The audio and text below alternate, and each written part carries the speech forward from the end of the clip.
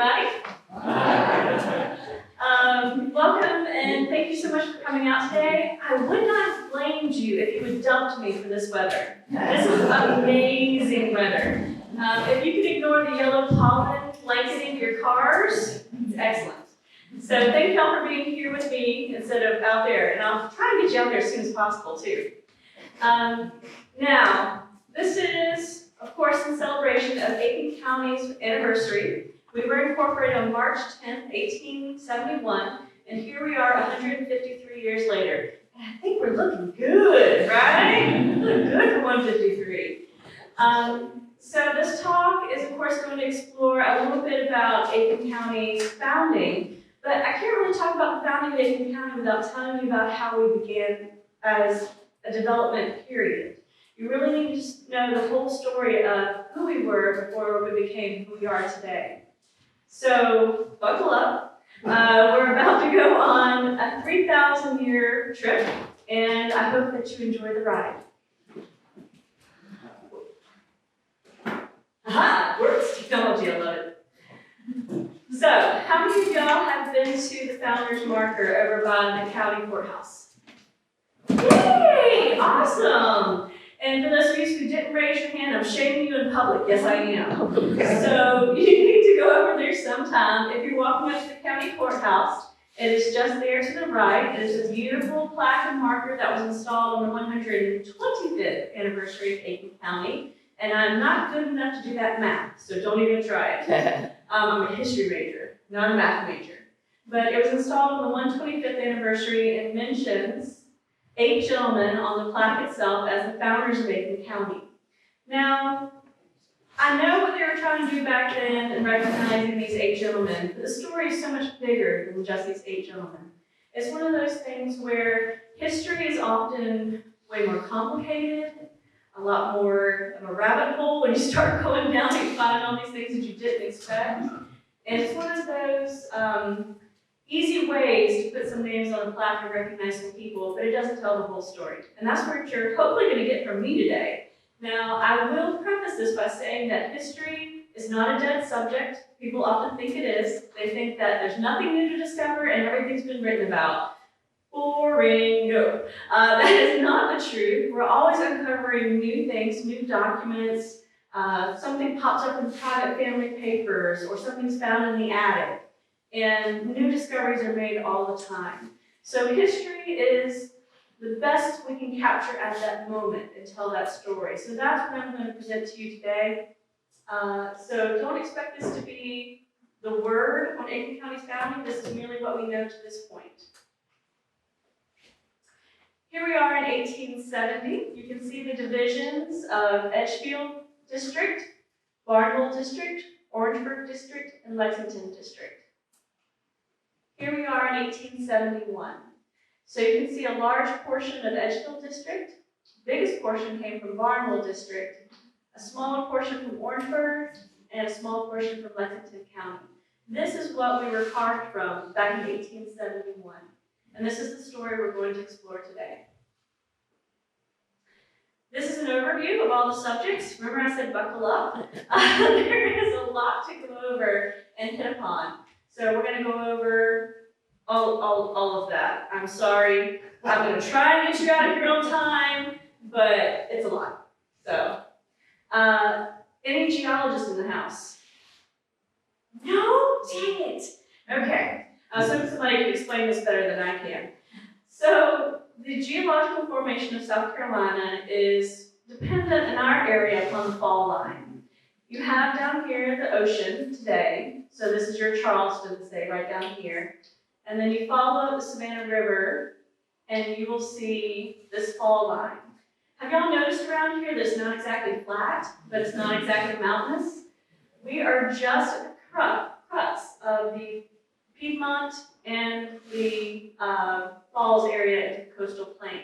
So all of our little hills, all of our loamy soil, all of our red clay soil, I'm sorry if you live in red clay, it'll turn your white carpet orange in a heartbeat. But we live in a very unusual geographic area, or geological area for South Carolina. And that is what makes us unique. When you're thinking the early development of South Carolina or the Carolinas as a colony, you're thinking about development mainly along the coastal areas of South Carolina. So your big areas of development are Charlestown, Beaufort, those kind of merchant port areas. And then you get some movement up the rivers into the inlands to start trading with Native American cultures. It's interesting the way the fall line happens in our area, right about here, that this little kind of out bump in the Savannah River, that is our fall line right there, and that is where the rapids are.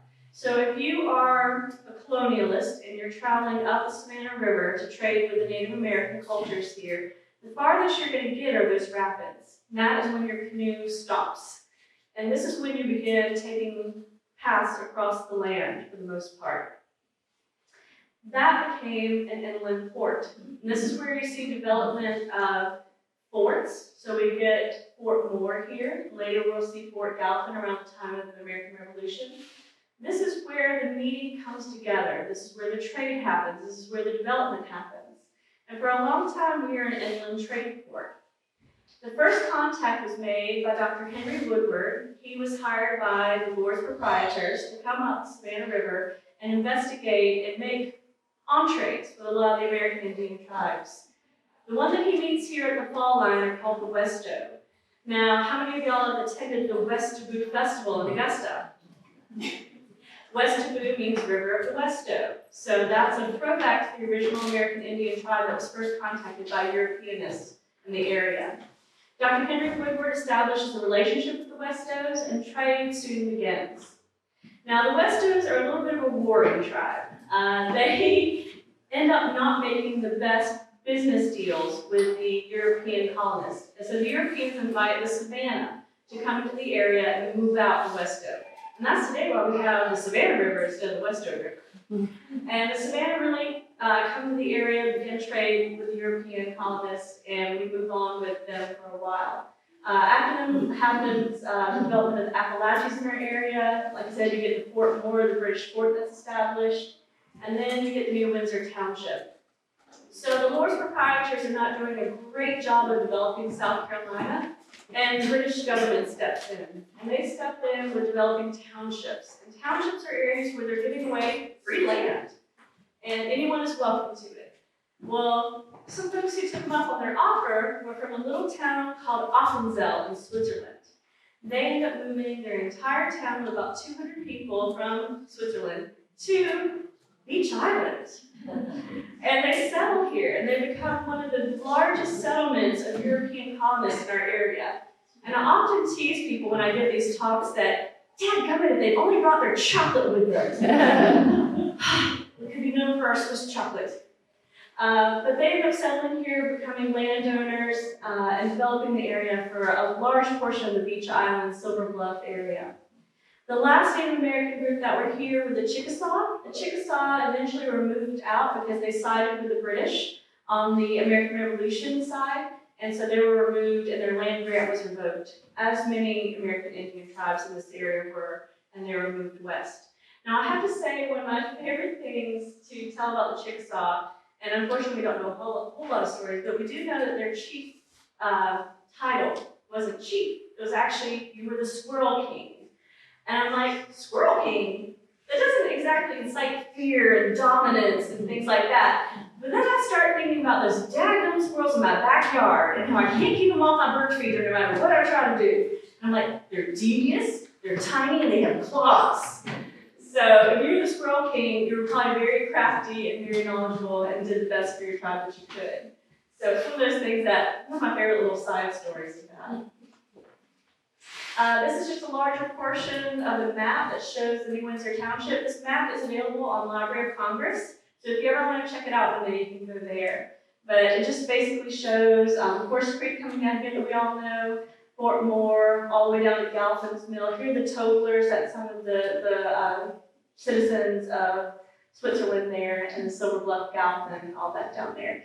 The New Windsor Township pretty much encompasses most of modern-day Aiken County. Now, our first bit of marketing. So, of course, you have this large movement of Swiss people to the area, And of course, they want to encourage other people to also move to this area and grow agriculture. And so John Tobler put out an advertisement in 1753 saying basically, come to our area of South Carolina, it's amazing. And he quote said, the climate of the province is neither too warm nor too cold, therefore quite benevolent and agreeable. Oh crap, sorry, did I say that? He obviously was overlooking the mosquitoes, the malaria, the yellow fever, the humid temperatures, and the sandy soil. But again, this is marketing, and marketing is all about the positives. Yeah, but one of my favorite things too. So this area first developed as trade and agriculture. Of course, the trade that we first know in this area was between American Indians and the colonials, European colonies that were here. So that's mainly your deer skins, your metals, your guns, trade fees, things like that. And if you go into our county exhibit, as soon as you go in on the right, you'll see some of those trade goods on exhibit.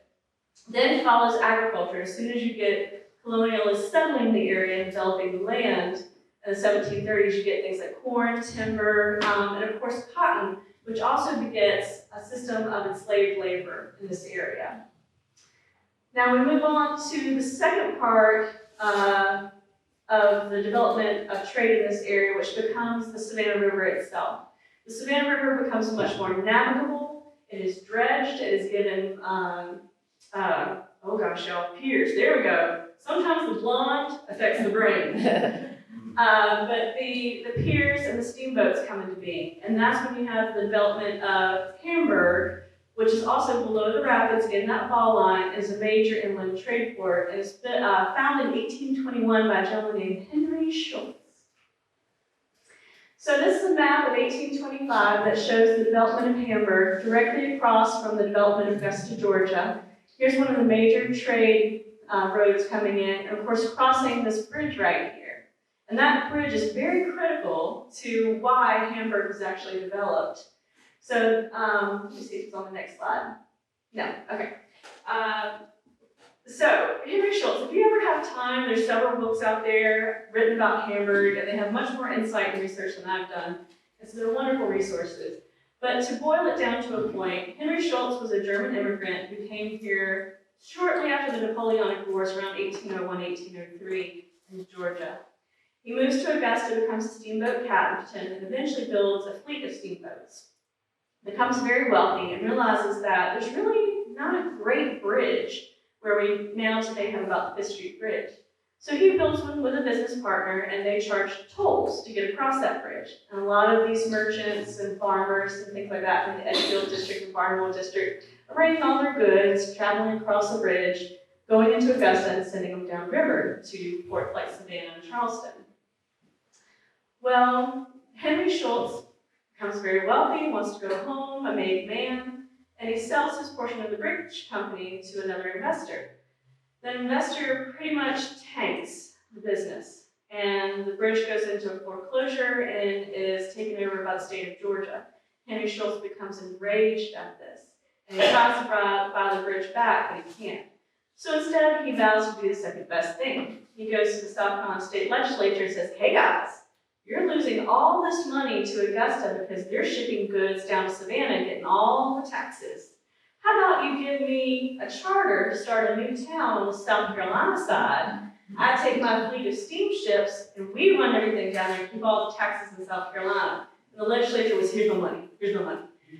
And of course he builds the town of Hamburg in revenge against Augusta, Georgia that had taken his bridge. And for a while, he succeeds at it. And he actually starts making good money on this bridge, or on this town, and the bridge is no longer needed by the city of Augusta for all the merchants to send their product across. But good and bad things are about to happen to Henry Schultz. So the Charleston merchants are not happy with the unreliability of the Savannah River. Sometimes it floods, sometimes it's in a drought stage. Steamship travel is not always reliable. Instead, they want to build the second railroad in all of America, and it's going to be here. And it's going to run from Charleston, South Carolina to Hamburg, South Carolina. It is 136 miles long. It's the longest in the world at the time it's built. It is the first to be powered entirely by steam, the first to carry mail on the contract, the first to provide regular passenger service, and, I love this, The first, or one of the first engines it produces is called the Best Friend. And we all hear about the Best Friend stories and things like that, being one of the more famous engines of the company. But what I do love is that eventually the Best Friend, steam technology is new, things are always kind of being learned on the spot with things like that, and the Best Friend engine unfortunately explodes due to operator error at one point.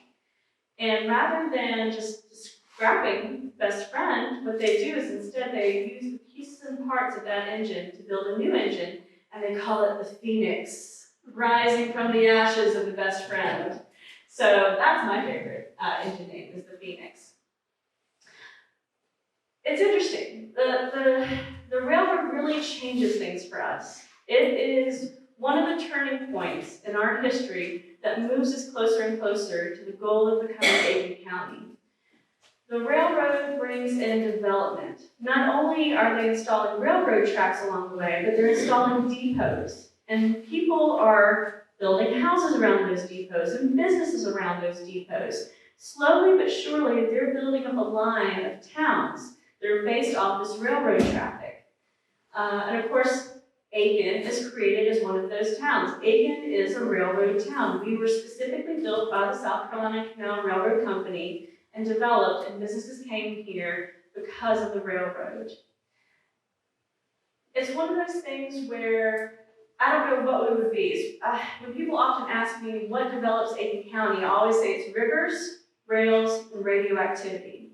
Those are, everybody knows the 3 R's, right? Those are my 3 R's, because it was such a crucial moment in our development, and I don't mean to overstate that or understate that. It just is one of the turning points of our history of our county.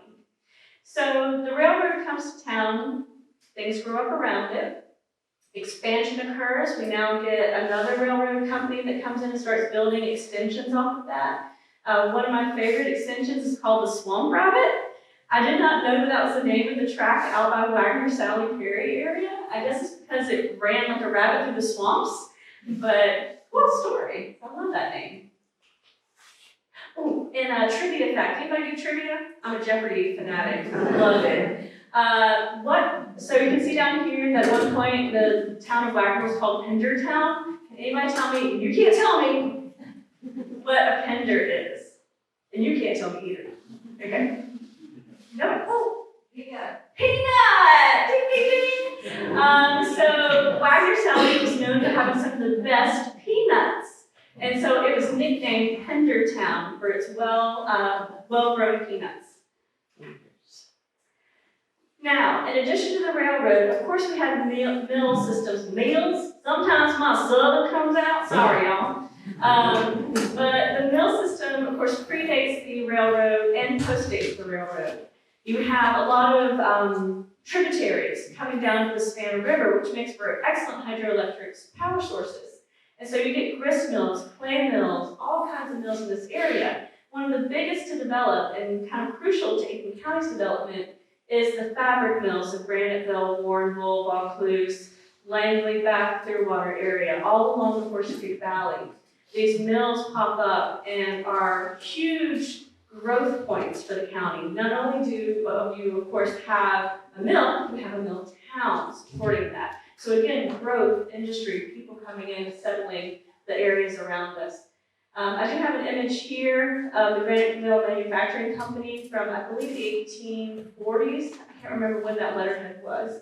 And then, of course, one of our most famous industries around here using mills were the kaolin mills and the pottery mills. And I don't know if y'all have heard, but there's an amazing exhibit that the Metropolitan Museum of Art is doing right now about the potters of the Edgefield District, including our very own David Drake, which we are privileged to have about 5 pieces of his in our museum. And if you have a chance, you can have a shameless plug, walk by the gift shop, and then go down to the Pottery Hall and see our David Drake pieces. So we're very excited to have those, and those again are being featured in that Metropolitan Museum of Art exhibit that I believe is headed to Atlanta very soon. So there's a chance to see it in the South soon. So you have industry, you have railroad, you have agriculture. Everything is growing, but so are the tides of war, as they say. The Civil War came to Aiken on February 11th, 1865. That is the day that Judson Kilpatrick of the Union troops came through downtown Aiken along Richland Avenue and met with Major General Joseph Wheeler, who was of the Confederate Army. And they met right about at Newberry and Richland Avenue, close to First Baptist Church. And that is where the battle ensued. Originally, it was meant to be that Kilpatrick would get further into town, but supposedly one gentleman on the Confederate side shot his armor pistol a little too soon and gave the alert to Kilpatrick that there was a trap ensuing. The battle was fought. Kilpatrick retreated all the way back, and Aiken, as a result, never burned. I don't know if y'all heard this famous letter, but evidently there was a letter that Judson Kilpatrick wrote to General Sherman, because Kilpatrick, of course, was an offshoot of Sherman's army that was headed towards Columbia. And he wrote to General Sherman saying, "Dear Sir," after he'd been through Barnwell, South Carolina, "Dear Sir, I've changed the name of Barnwell to Burnwell." And I'm like, ooh, that hurts. That hurts just a little. So Judson Kilpatrick was prevented from also burning Aiken. And we're not quite sure where the end game was, whether it was going to be the fabric mills in Graniteville, which were producing fabrics and paper for the Confederate Army, or if it was going to be all the way over to Augusta, Georgia, which had the arsenal down there in the Confederate Powder Works. But needless to say, he was stopped, and as a result, after the Civil War, Aiken was much more able to recover economically and financially after not suffering as much damage as fellow cities around us. So here we get to the founding, about 20 minutes into the talk. So the founding of Aiken County, as I said, is a little bit of a complicated subject matter, and I'll try my best to summarize it, but it is what it is. And we'll never know probably the whole truth behind everything of what went on during the Reconstruction period and the founding of Aiken period. But it's one of those things where this is my best guess at what we encountered historically. So as I said, the South Carolina State Legislature actually enacted the law, or enacted the act to charter Aiken County on March 10, 1871. It was signed by the governor at the time. It was cut from, again, Barnwell, Edgefield. Those are the two larger chunks, a little bit of Orangeburg, and a little bit more of Lexington County. It was named after the city of Aiken, which was named after William Aiken. So it's a little bit of a roundabout way. Basically, we were named after William Aiken, who was the president of the South Carolina Canal and Railroad Company when their goal was to build the Charleston to Hamburg Railroad. Now, some folks ask if William Aiken ever came here. As far as we know, no. He died before the train made it to this area. So even though we're named after him, he never laid his eyes on this area. The charter for the county of Aiken was actually proposed by Charles D. Hayne. He's the gentleman right here. Oh, sorry. He's the gentleman right here. He was a senator at the time, and he was the one who actually proposed the name Aiken County and proposed the county itself. We had been going through a little bit of a naming process. Everybody came up with a different name for what we were going to be. At one point, we were going to be Randolph. At one point, we were going to be Woodruff. I think another time we were going to be Calhoun and a few other names. But they finally settled on Aiken, and that's what we became, of course. But there was a little bit of a guess your name kind of thing for a while. And again, here's a drawing of what we were cut from. So you can see we ended up with Hamburg, that major inland port. We ended up with the Horse Creek Valley area and all of the mills that ran along that. We ended up with the Wagner Sally area up here, which also had the railroad and those fabulous peanuts. And then we ended up down here with this Barnwell area, which is a lot of great farmland. Today, I don't know that we keep these same townships, although you may see the names around the county. But Aiken County itself was divided into 17 townships at the time. So we have the township of Schultz, named after Henry Schultz. We have Langley, of course, Langley back Clearwater, Gregg for Graniteville, Shaws, Ward, Chinkapin, which evidently is a tree that grows along the riverbeds or the creek beds. McTeer, Aiken, of course. Hammond, which is closer to the Beach Island area where a lot of Hammonds were. Of course, James Henry Hammond, one of the most famous ones of Red Cliff Plantation. We have Giddy Swamp. I just love that name. I don't know why we got it. I don't know what Giddy Swamp meant, but I love that we had a Giddy Swamp. Rocky Springs, Windsor, Millbrook, of course, Millbrook Baptist Church, that kind of area, South Aiken. We have our very own Sleepy Hollow. Check that. Yeah, New York. We've got our own Sleepy Hollow. I'm sure ours is just as beautiful and lovely in the fall as theirs. We have Silverton, which of course is the Jackson area, Tabernacle, and Rocky Grove. So those are the 17 townships of Aiken County shortly after we were founded.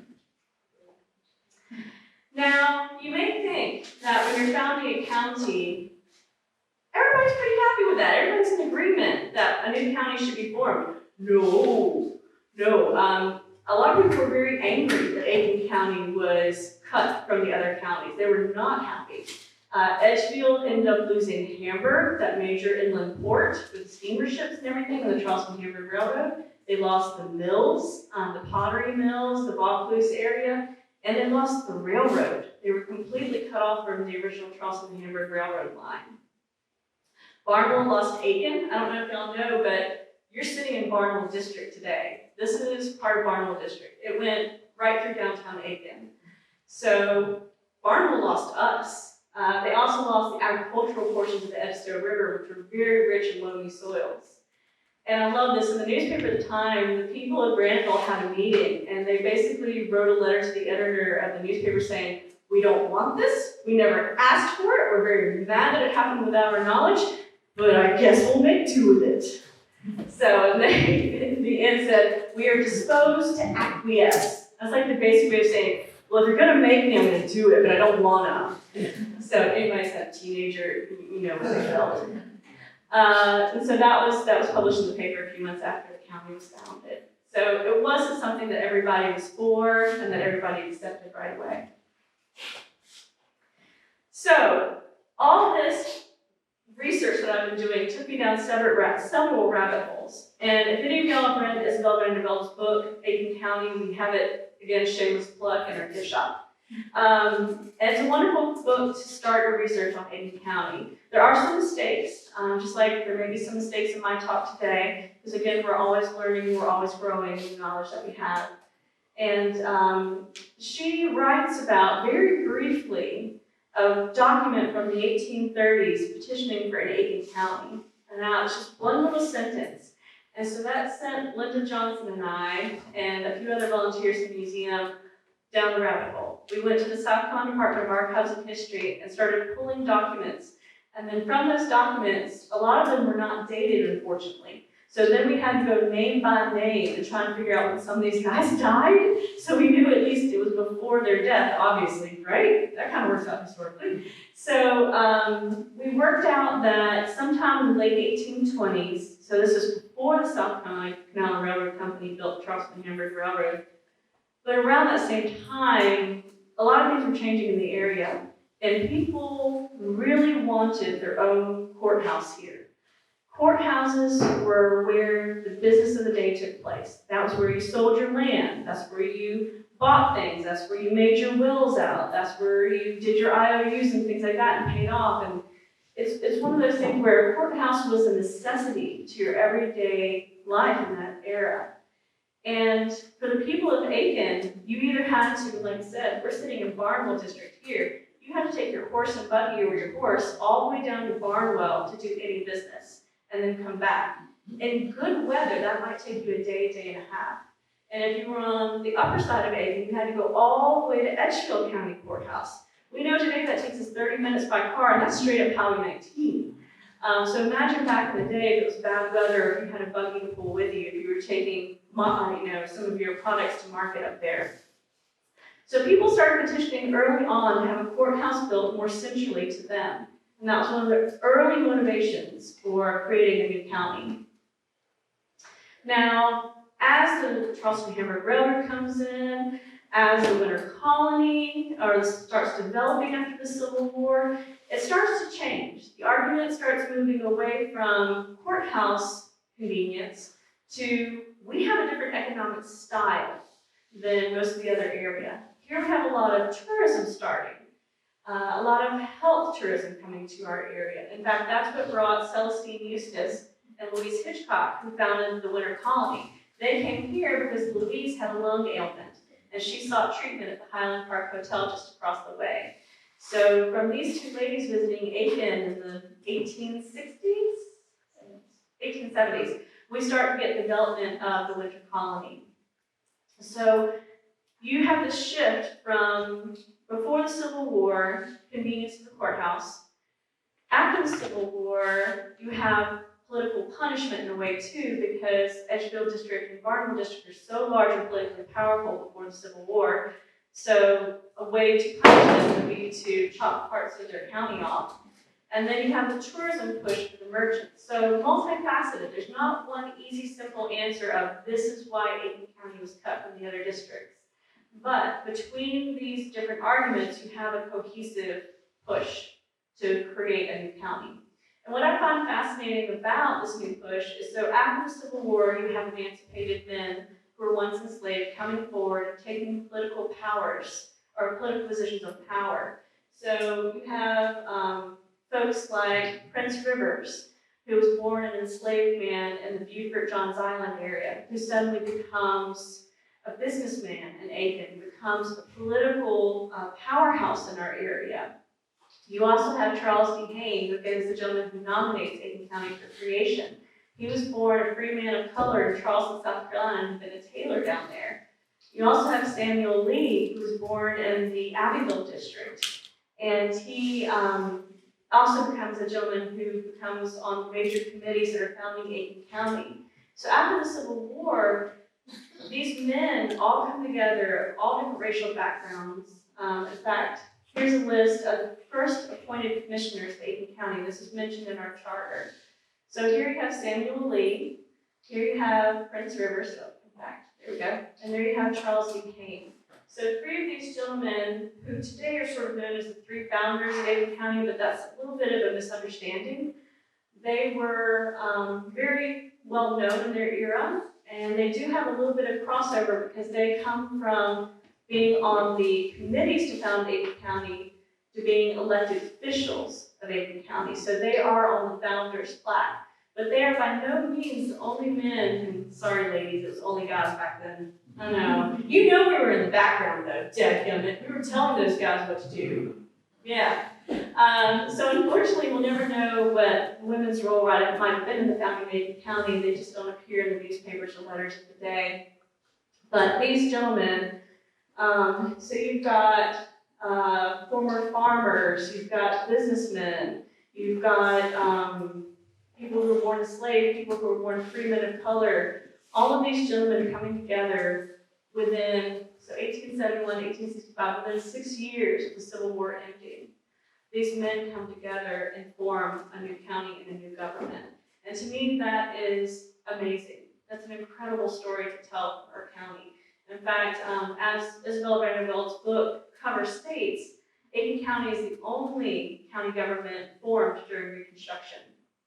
Now, that's a little bit of a not a fib, but sort of a little bit of pulling there, because there was one other county that was actually founded in Reconstruction, but its founding process had started before the Reconstruction. So we're technically the only one that started and ended, completed during the Reconstruction, which to me is an immense boasting point for us in South Carolina's history.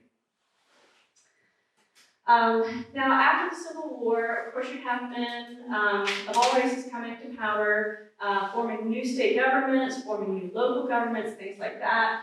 But you can't pretend that the Civil War didn't happen a few years before. There's still tension in the air. There's still back and forth going on in the communities. And unfortunately, this comes to a head in the summer and fall of 1876. You have the election coming up for South Carolina governors. It is Wade Hampton III, who's Democratic, against D.H. Chamberlain, who's Republican, and appointed by the federal government as part of the Reconstruction government, which was in South Carolina and head of our government policies at the time. So this election is incredibly important to the citizens of South Carolina. This is 11 years after the end of the Civil War. Political systems are shifting, are changing, and Wade Hampton is sort of the candidate that everybody can sort of agree on. He seems to work well with Black citizens, he seems to work well with white citizens, and he just seems to be a candidate that everybody can agree on. And Chamberlain is the incumbent, I believe. Is that right, Pete? Is Chamberlain the incumbent at that time? Chamberlain. Yeah, okay. So in the fall of, or summer and fall of 1876, you can start to see tensions rise. It is the 100th anniversary of America's anniversary, so 1776 to 1876. In the town of Hamburg, there is the Black Militia. Hamburg at this point has become a town of freedmen. So a lot of African Americans who were emancipated have taken over the city, started businesses, lived there, become judges, become head of militias, things like that. There is a point of conflict between two white gentlemen in the Black Militia that occurs on July 4th, 1876. The Black Militia is downtown in Hamburg, and they are drilling, not literally drilling, they are performing military drills in the downtown area.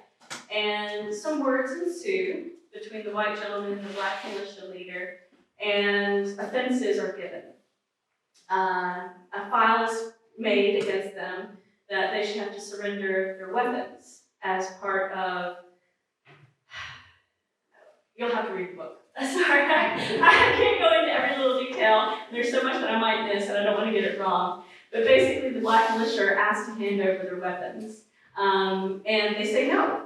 And this starts a hours-long battle between the white gun clubs of the Edgefield District and the Black Militia of Hamburg.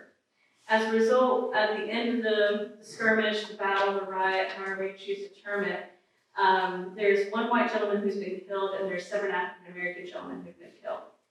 And this is termed in the national media as the Hamburg Massacre. And it brings national attention to South Carolina and the racial conflicts that are going on in our area.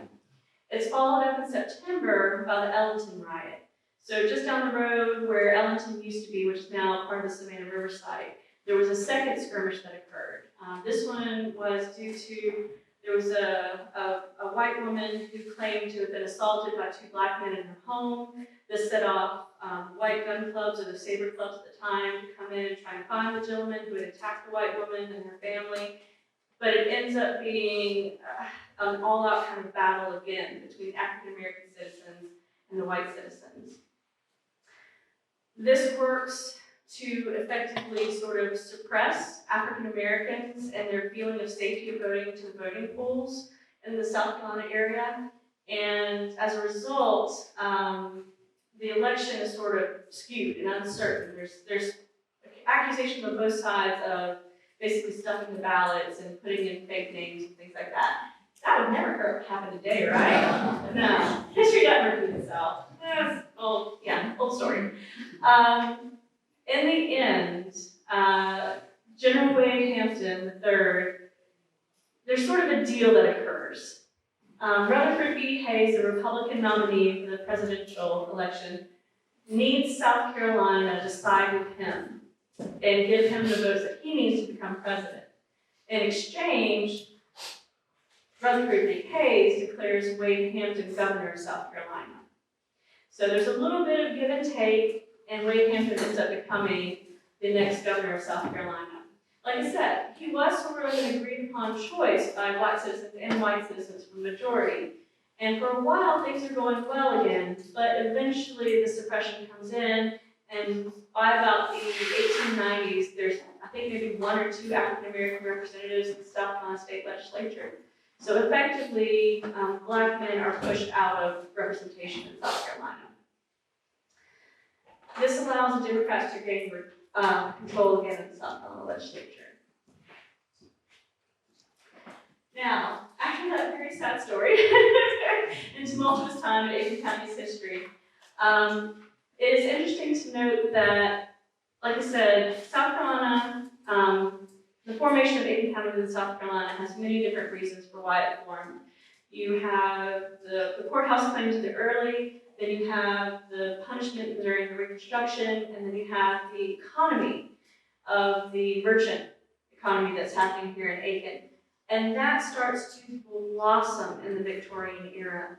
we really see advancements not only technology-wise, but also publication-wise. We're starting to reach out to New York, Chicago, Philadelphia. We're bringing in all these tourists from major parts of the Northeast down to Aiken, South Carolina.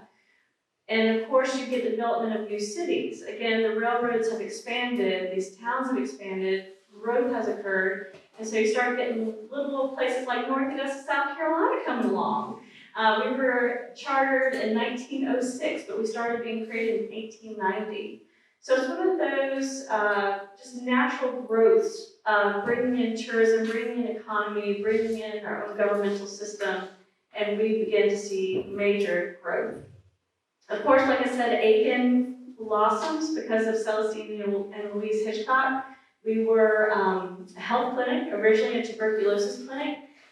Okay, are there any medical doctors in here with asthma as a specialty? No, dang it, okay. So, y'all are really disappointing. No geologists, no asthma experts. What I've been told is that in the old brochures, when they advertised Aiken as a health clinic for tuberculosis treatment, they said that we had dry winters, which I guess is true. We're not humid until about March. And that we had wonderful piney air. And I thought, gosh, why is piney air mentioned so often in all these brochures? I mean, I know it smells great. I love a candle that has that pine smell. But why is it so important to tuberculosis patients to brag about that? Well, evidently back then, there was well, not just back then, even today, there's a chemical that's emitted by pine trees. That pine tree smell has a chemical associated with it called pinene. And pinene, for many decades, was used as a bronchodilator. It actually opens up your airways and makes you feel better when you're breathing in. It's not going to cure tuberculosis, unfortunately, but you might feel a little bit better when you're around here and vacationing. So, yeah, hopefully I'm not wrong on that. Ask your local asthma specialist if there ever was pinene or bronchodilators. But, so we start getting a reputation not only for tuberculosis treatment, but also for our wonderful soils, again, that fall line area, and equestrians come here with Celestine and Louise, and they love this area. They love doing the drag races, the steeplechases, the track systems, the polo. Really becomes an equestrian and winter colony community. In fact, the room that you're sitting in today was built by, of course, the winter colonist. Richard Flint Howe bought the small little portion back there. Everything that's wood back there is about 1860s to 1880s. Everything that's brick siding in our structure is 1931. And that was all built by winter colonist Richard Flint Howe. So we are a product, this museum you're sitting in today, of the winter colony and its growth.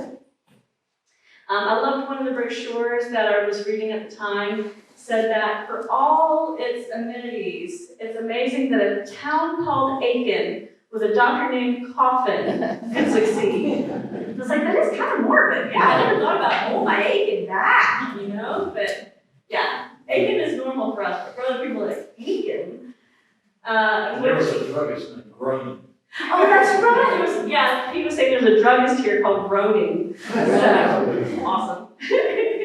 I thought I'd show you some pretty pictures for sitting through all of this with me.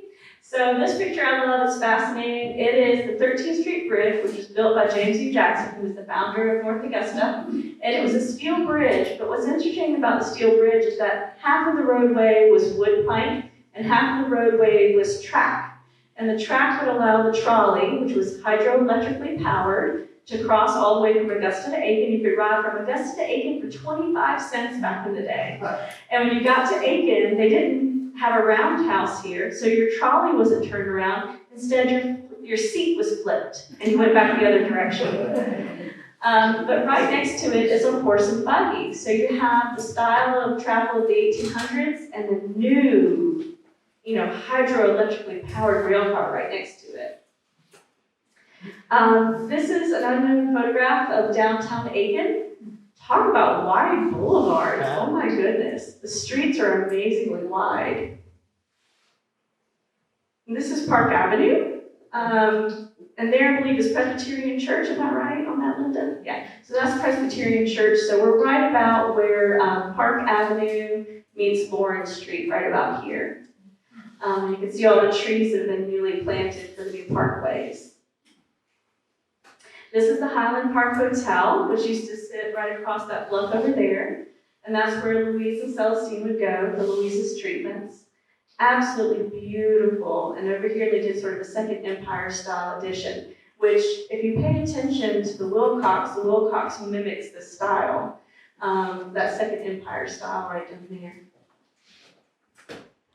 This is the Highland Park Hotel burning to the ground. Unfortunately, I have another talk that I do that's called Up in Flames, and it's about all the hotels and how they all burn to the ground, except for the Wilcox.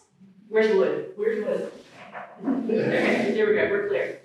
But this is the Highland Park Hotel burning to the ground in February of 1898, and I love it. People are just resigned to the fact that it's going to burn, so they're out here with the furniture and everything like that, just watching it go. There's actually a story in one of Dave Tavernier's books about the winter colony, Rich and Famous #1, I think it is. But there's a story about how the night watchman, who was supposed to make sure the hotel didn't burn down, accidentally did not do his job very well. And so, of course, the hotel caught on fire, and the fire spread throughout it. And the night watchman sort of resigned himself to the fact that his job was over. So he evidently went into the bar, grabbed a bottle of liquor, went and sat down outside the fire, and watched it burn. And his boss comes up a few hours later and he's like, "What happened? What did you do?" And starts yelling at the night watchman. So the night watchman stands up, shoots his boss, and then sits back down. Thankfully, as they say in Monty Python, 'tis but a flesh wound. So his boss survived. This is the Hampton Terrace Hotel in North Augusta.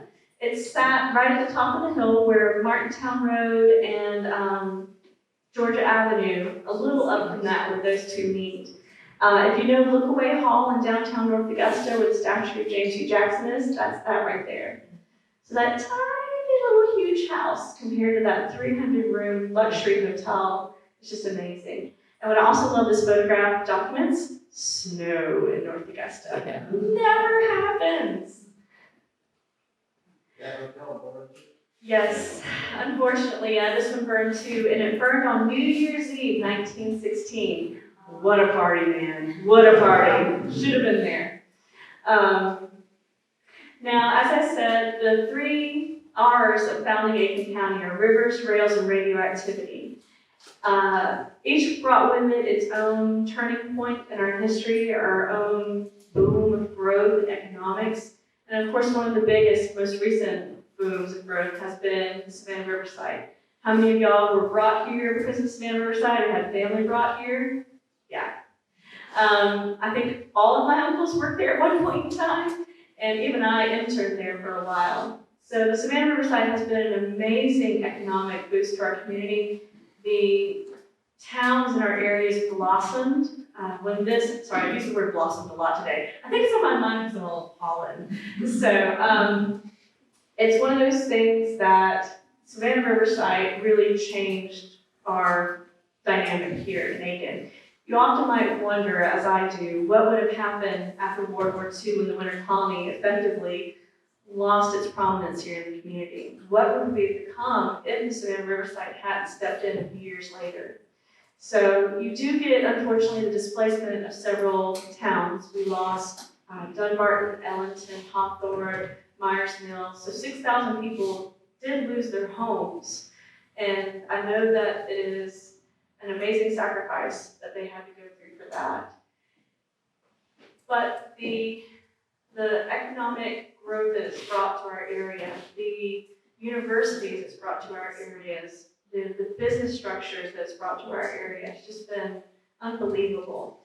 For instance, between 1951 and 1956, we had the influx of 38,500 people. In fact, there were too many people and not enough houses. So big homes like this turned into boarding homes. In fact, we were called, wait for it, the mansion. Yeah. And we offered free room, well not free room and board, but we offered room and board in our building here. It cost $1.1 billion to construct back then.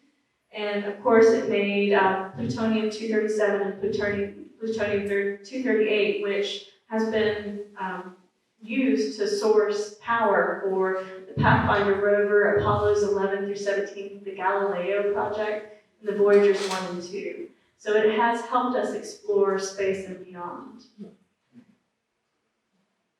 Now with that, I will wrap up. 352, not bad, man. 3,000 years of history in about 45 minutes. Not too shabby. If you would like to know more, this of course has just been a taste of Aiken County's history. I hope you will buy books. I hope you will support local authors and all the research that they put into their work. They do amazing jobs to research our history and bring it to y'all. And again, shameless plug, you can buy them in our gift store.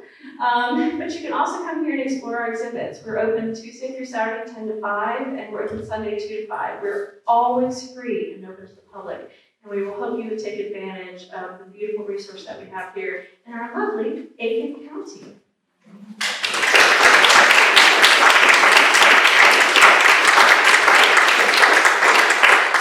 I'm going to take y'all everywhere I travel. This is great. I love applause. Does anybody have any questions? Yes, sir. It seems that the creation of the county was centered around either emancipated slaves and or black citizens. Yes. How did that happen in the context of the way the South was at that particular time? It's interesting. When you read the local newspapers in the Aiken area, there were basically two newspapers. One that was supportive of Black Republicans and one that was not supportive of Black Republicans or any sort of Black citizens holding political power.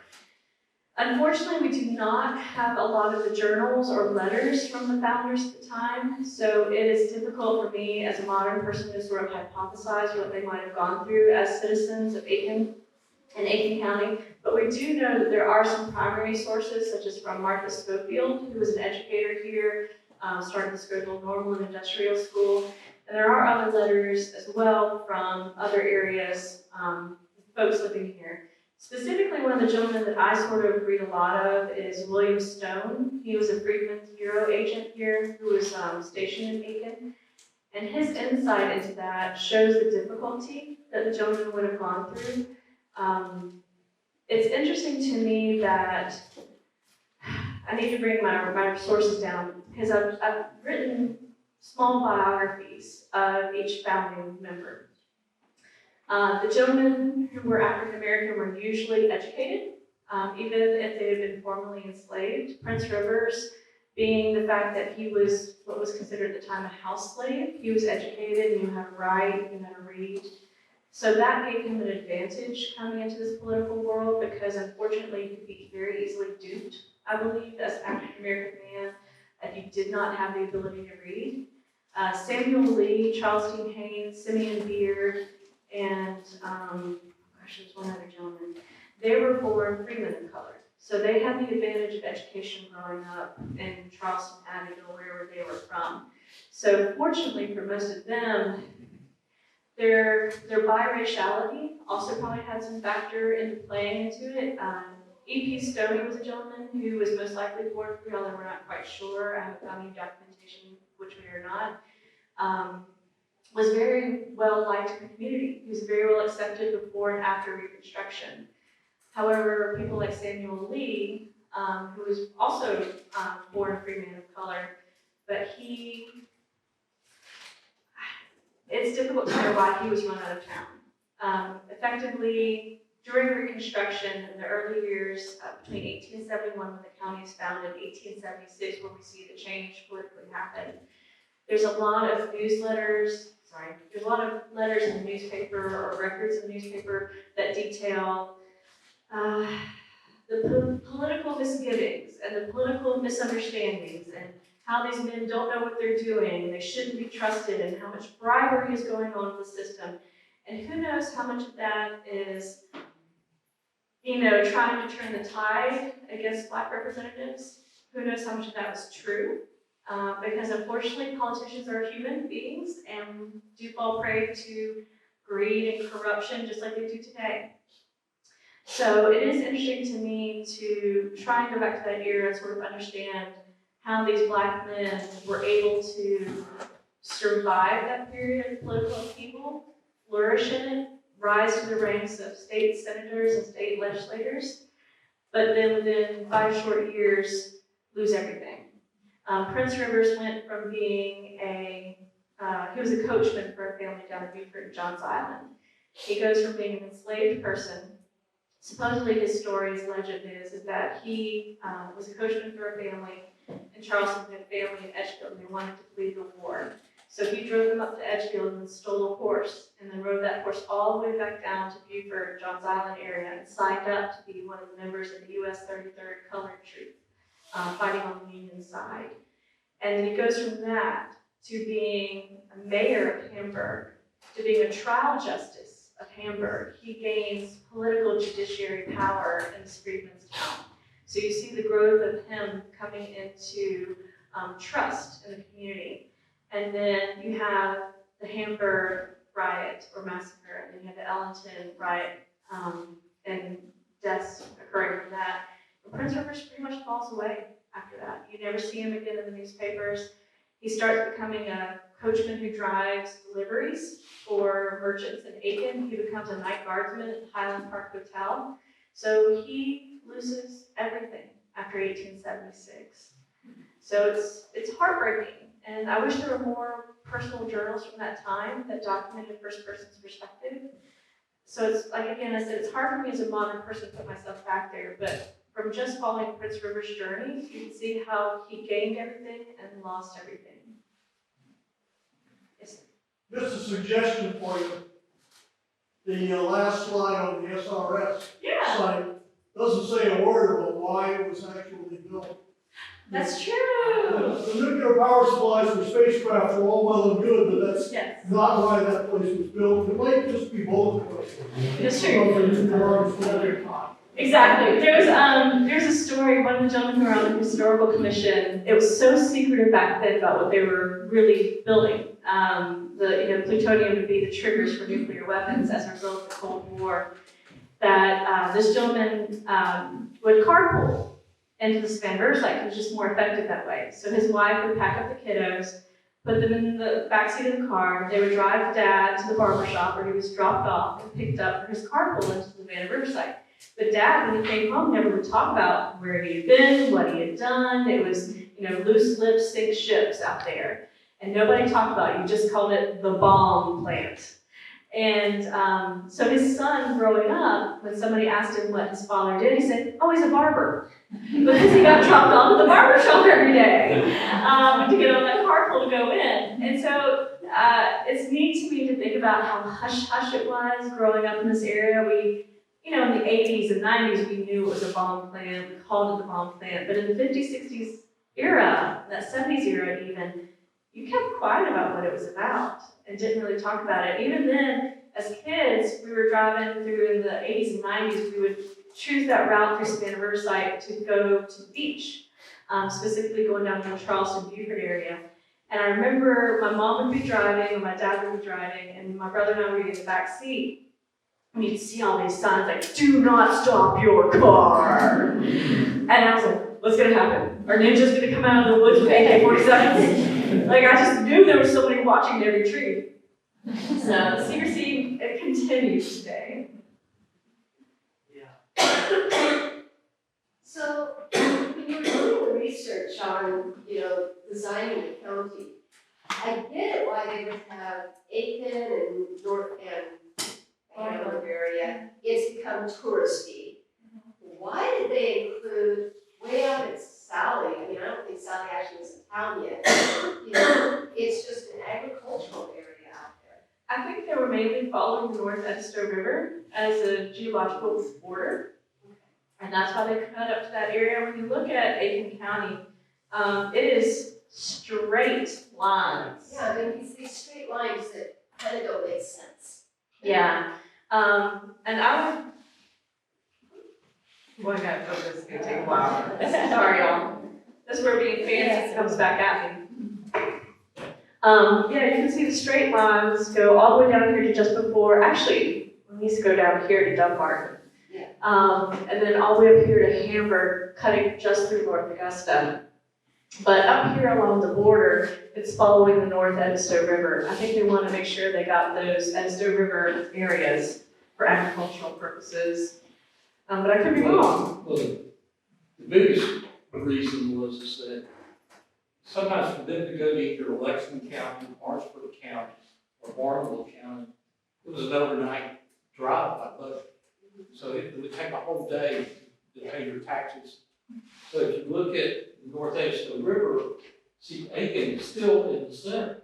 So so those people in that reddish pinkish area, Sawyer, Plunkett, and all like that, they had to go all the way to Lexington. So now I guess Aiken was the shorter distance. Or that line is pretty much halfway between Lexington Courthouse and Aiken. So these were all counties. Or And Yes. they carved up those 4 counties and created a 5th. Yes, sir. Across this whole state in those days, was that done in other places, or was it No. the only one? This is the only one during Reconstruction. At this point, I can't remember how many counties were existing in 1870. I know there were a few counties formed after us, but not as large. We, by area, are the 4th largest area landmass in South Carolina. I think we're only beat by Colleton, Marlboro, some of the earlier colonial, kind of earlier developed areas. Chris? Well, a couple of things. Oh, looking at that map, I don't know where I heard it, but I think the federal government was trying to punish some of these counties. And that's why they took particularly Edgefield, which had a lot of southern leaders. Oh, yeah. Well, Edgefield always likes to say it had 10 governors, but that's Right. an Edgefield district. But they didn't take that much of Edgefield. They took way more of Barnwell. But I think, going back to talking about the black legislators, I think the federal government had something to do with encouraging that these were men that were educated and would take advantage of the situation where they lost South lost the war. The people who came back had nothing. They didn't have money. They were defeated. And as long as the federal troops were here and Reconstruction was going on, they weren't ready to fight it. They weren't. It took a while before they were ready to. The white male population was ready to go back and try to take control again. And the minute they left, which was just a political thing, with Rutherford Hayes, it all went the opposite direction. I mean, the minute the federal troops left and there wasn't that presence, there wasn't anything to protect those Republicans anymore. It's one of those things where I would like to read more into it so I could be better kind of researched in this area. So Pete, let me know if I'm wrong. But after 1865, the political government systems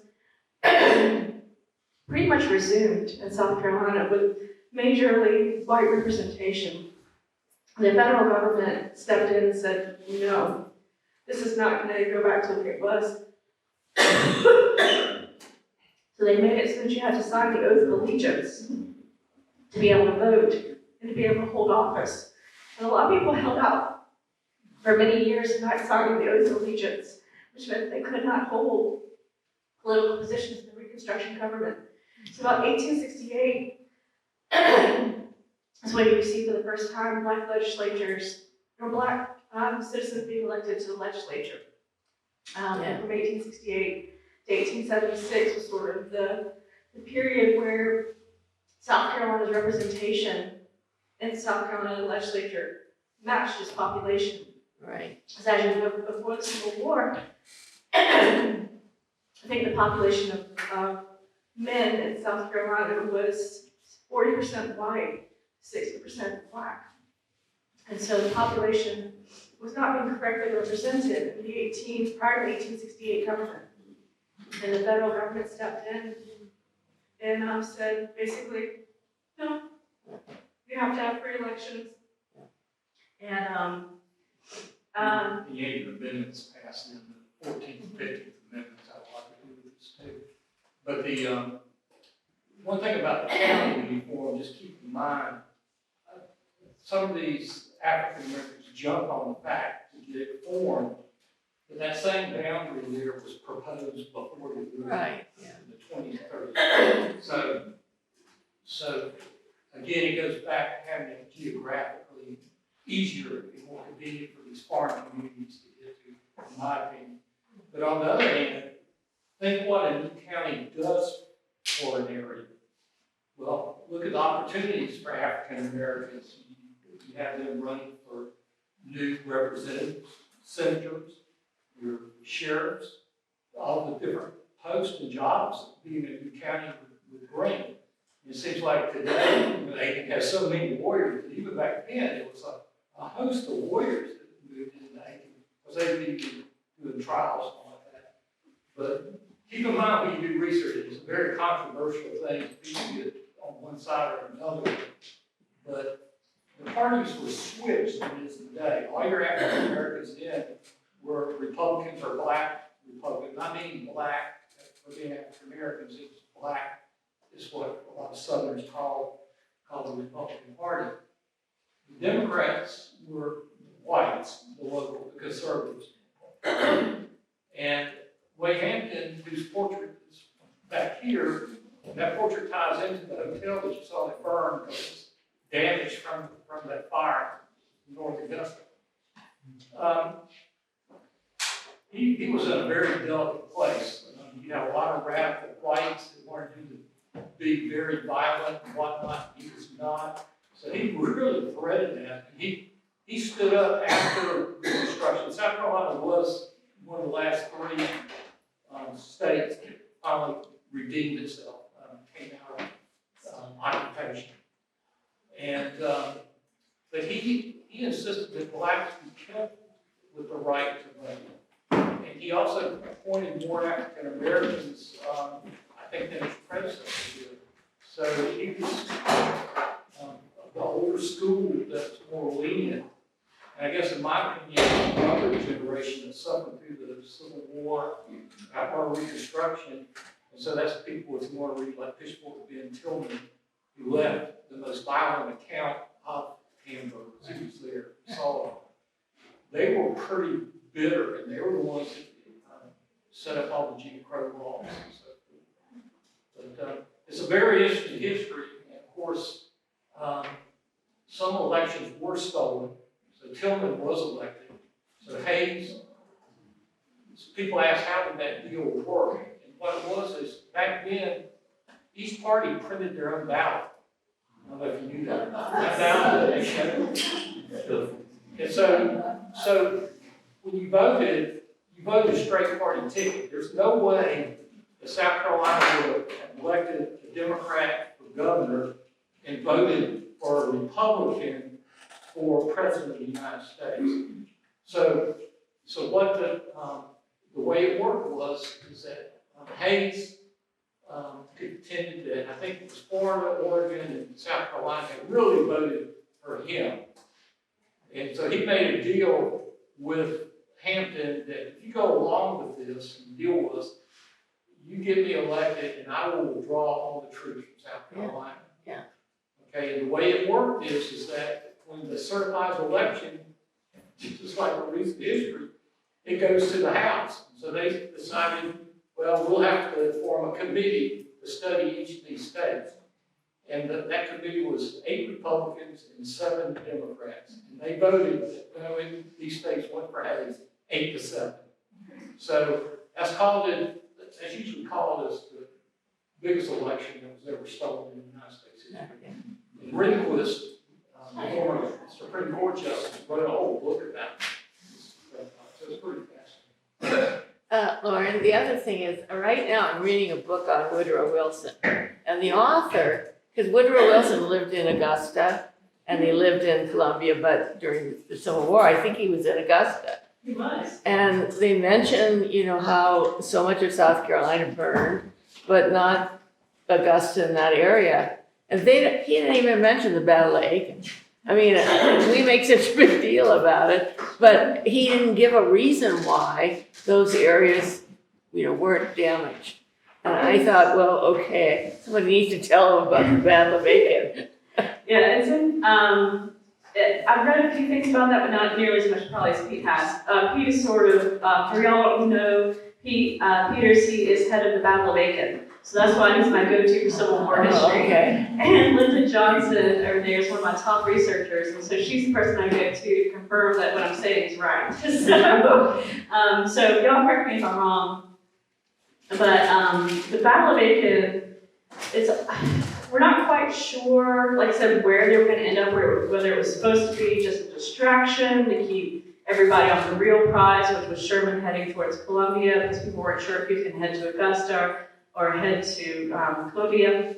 Of course, we know he was heading to Columbia the whole time. And so Kilpatrick was sent off in these offshoots to sort of make trouble, it seems.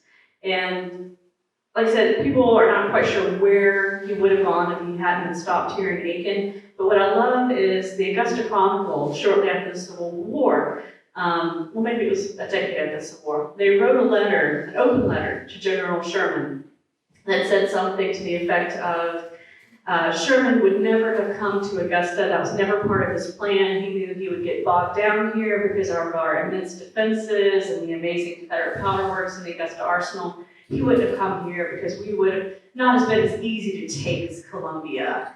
And so this letter goes out into the open, and Sherman reads it.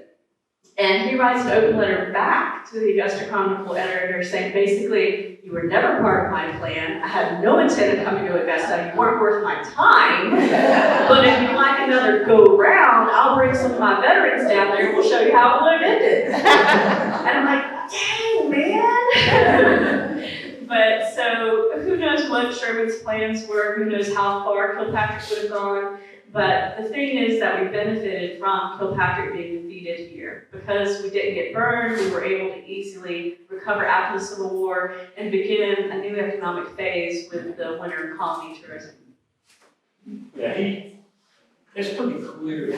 What happened in Georgia was the same thing that happened in South Carolina. As he came from Atlanta towards Savannah, he sent a wing, which was Kilpatrick, towards Augusta. Not to actually go there, but that you call it making a feint. And he also, on his right side, made a feint towards Macon. And what that did was that tied up all the Confederate troops because they thought he was coming to Macon and Augusta. And his goal was to go right down the middle, which is what he did to Savannah. Coming through South Carolina, by boat, he went to Hilton Head area by boat, landed one half of the soldiers there. Therefore, all the people in Charleston said, well, he's coming to take Charleston. On the other side, his left side, he sent Kilpatrick back up the river on the Georgia side. So people started saying, oh, he's coming to Augusta. But then he crossed over into South Carolina, a place called Sister's Ferry, and came up towards Barnwell. So that was a direct line to Augusta. So they thought again. And why was Augusta so important? It was the Lowell, Massachusetts of the South. They made everything in Augusta at that time. Cannons, biggest gunpowder plant in America, North America, maybe the biggest in the world. The Confederacy never lost a battle because they didn't have gunpowder. So that was made there all on that Augusta Canal, and you can take that tour on the boat and hear about that. But they also made things like saddles, and pistols, and swords, and the limber, which is the wagons that held the cannons, all that was made. Augusta was just huge during the war. And so people say, what Sherman was trying to do was to pin down the troops because he didn't want a fixed battle because, he was operating behind enemy lines. How would he evacuate his wounded? He'd have to leave his wounded behind. He couldn't resupply. So he actually tried to avoid major battles all the way until he got to North Carolina, Bentonville. There was a battle there. Augusta was threatened in an ironic way. They had standing orders. There was a general there called D.H. Hill that was pretty famous in the early part of the war. And he ordered that if Sherman got within 10 miles of Augusta, and we're 17 or 18 miles, 10 miles within Augusta, all the cotton bales that were in the street were to be fired. So they wouldn't want to get control of the cotton. Now, every other town where they did that, Columbia and Richmond, once the cotton gets up in there, it burns the whole town. Yeah. So, on the other hand, Kilpatrick did have an order that was earlier said that he was supposed to destroy the railroad track and go back to the railroad history. That's what brought Kilpatrick here. And if he didn't have any resistance in Aiken, there was a chance he definitely would have destroyed Granville. That was an important manufacturer. He probably might have gone to Augusta. Even if he didn't get into Augusta, on Schultz Hill, setting up a cannon, which has a range of 2 miles, to hit some of the gunpowder. I mean, the whole place could have been blown up. So there's a debate what would have happened. It also was rumored that Sherman had a girlfriend before the war in Augusta, and that's why he saved. But that's I heard that I don't think that's too. true. Isn't that one of the rumors about somewhere else though that he didn't attack? That he had a girlfriend there? I think that happens a lot. Yeah. But the most interesting thing though is Kilpatrick, and there's a biography about this, so it's not something I made up. But he was a notorious womanizer. I'll be very delicate how I say this. I'll say Pete. But in Maryland and Pennsylvania in the campaigns, he promoted a young woman to major, and she was known to be riding around in a major's uniform on a horse. So one day, Kilpatrick had to go out on a cavalry mission, and she became, while he was gone, familiar with General Custer, Little Bighorn fame. And those two generals, they went to a battle, and the Secretary of War had to get involved with it and separate them, and I don't know what happened to the major. But anyway, coming through South Carolina and Aiken, he had 2 privates who were female, and there's some accounts like, boy, the general is so familiar with Private Charlie. And the other thing he did was going through Georgia, he picked up a Chinese lady who became his laundress, and by the time she got to Aiken with him, she was pregnant. And she was latching on to him, and it took all the way into mid-North Carolina when she finally got dumped. And of course, the most beautiful woman of South Carolina, and nobody here is related to the Boozer family, I have to ask this, is in Columbia, he met the most beautiful woman from South Carolina. Her name was Marie Boozer. And she followed him all the way into North Carolina, and Monroe's Crossroads, which is outside of Charleston. They ran a plantation house together in Wade Hampton, and we were surrounded the house, and out comes Marie Boozer in her nightgown as a Confederate soldier tackles her and holds her down so she can get shot. And then a few minutes later, Kilpatrick comes out of the house in his long johns, and a Confederate soldier goes up to him, and Kilpatrick was pretty smart in mind, and so the soldiers asked him, which way did Kilpatrick go? And he had enough sense to say, oh, I saw him, he went that way. And so he survived that. In his memoirs, he said, I saw 2 stars going down the drain from that. So the Marie Boozers always get upset when I say this, and they always say she was not really a Boozer. The Boozer family's big in Newberry and Lexington. She was adopted. But after the war, she leaves and goes to France and is with some marquis, and then ends up leaving him and goes to China and becomes the mistress of a war ward in China. And she wrote an autobiography under a assumed name. And so, do some research on Marie Boozer. It's pretty fascinating. And on that note, thank y'all so much for coming today, and thank you for your great questions.